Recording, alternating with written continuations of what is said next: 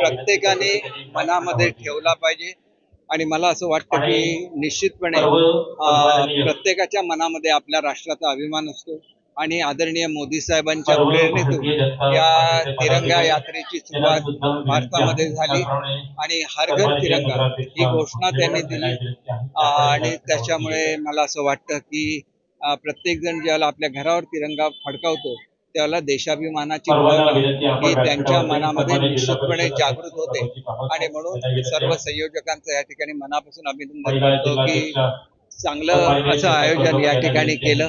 मला खरं तर शक्तिपीठाच्या पाहणीचा दौरा आहे आणि त्याच्यामुळे तिथं उपस्थित राहण्यामुळे मला लवकर जावं लागतं. त्याच्यामुळे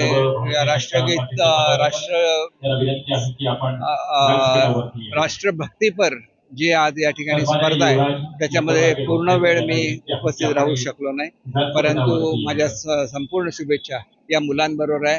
ही मुलं ही देशाचं भवितव्य आहे आणि त्यांनी चांगल्यात चांगलं घडावं अशी मी त्यांना शुभेच्छा. कार्यक्रम आहे भारतीय जनता पार्टीचा पूर्ण देशभर होणारा कार्यक्रम आहे. पूर्ण देशभरात असंख्य पक्षाची असंख्य मंडळी ज्याप्रमाणे येतात त्याप्रमाणे ते सुद्धा आलेले आहेत.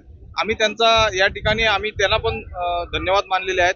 सावंतवाडी नगरीतील सर्व नागरिक, विधानसभेतील सर्व नागरिक या ठिकाणी आल्याबद्दल धन्यवाद. आणि विशेष म्हणजे सैनिक जे आहेत ज्यांचा सन्मान केला पाहिजे तो सन्मान आमच्या पक्षाकडनं झालेला आहे. आम्हाला आमच्या नेत्यांची शिकवण आहे.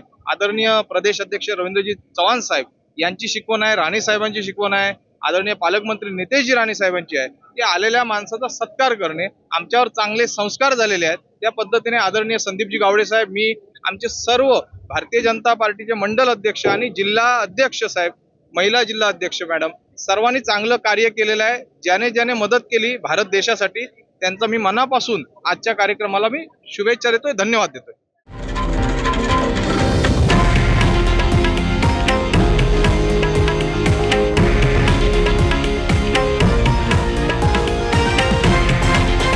हे आहे देशातील नंबर 1 न्यूज नेटवर्क आणि आपण पाहत आहात TV9 मराठी, एकमेव.